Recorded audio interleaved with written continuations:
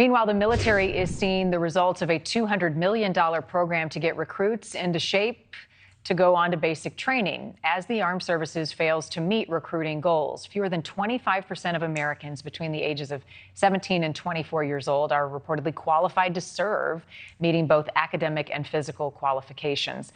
But a pilot program aimed at getting the recruits up to speed had graduated 6,800 people into basic training by last month. A lot of people wonder, though, is that enough? Joining me now, retired Lieutenant General Richard Newton, former Air Force Assistant Vice Chief of Staff and NewsNation senior national security contributor. Always a pleasure. So fewer than 25% are not fit, either academically, physically, or both. Are you surprised by this?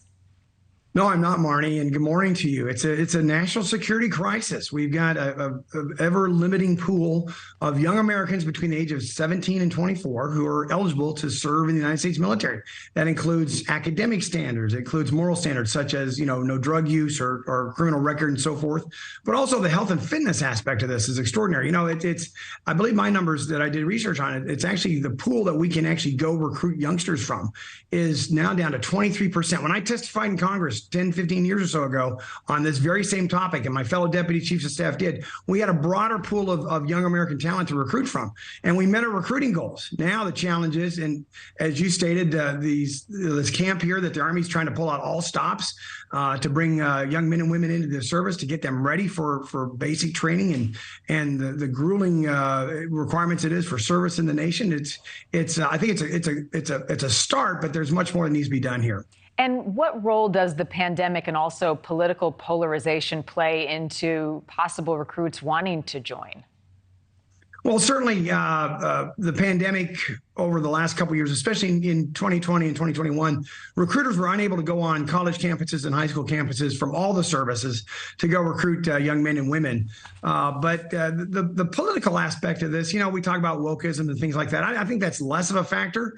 The other factors I would focus on is very low job unemployment. You've got, however, 20 years of conflict in both Iraq and Afghanistan have been, somewhat decisive, and veterans who may or may not want to compel or mentor youngsters to go into military service over the years. That has a factor into it as well. But this health aspect and this fitness aspect of our American youth is very troubling to me. And many recruits come from families with a tradition of service, but we're also seeing reports that veterans are discouraging their family members from serving. That has to be a distressing figure. It does. There's a very interesting Wall Street Journal article out that points to just that. I'm the son of an Air Force officer and a West Point graduate, and I'm a father-in-law of an Air Force Special Operations Air Force pilot and so forth. And so I understand this idea of where military members, who decide to, make the call to join the service, have mentored or tutored by family members who've served in the military. It certainly had a broad impact on me. But now, according to this Wall Street Journal piece, that their veterans are less perhaps forthcoming in recommending or mentoring youngsters and their family members to join the military, and that's rather troubling. So we're getting it on all fronts in terms of the lack of ability to recruit, our best and brightest to serve in the uniform of our nation. And one more question on the recruitment. So once you get people on board, they want to join whichever branch of the military they desire, and they're not mentally or physically ready. What does the training look like? How long does it take to get them on board so they are ready?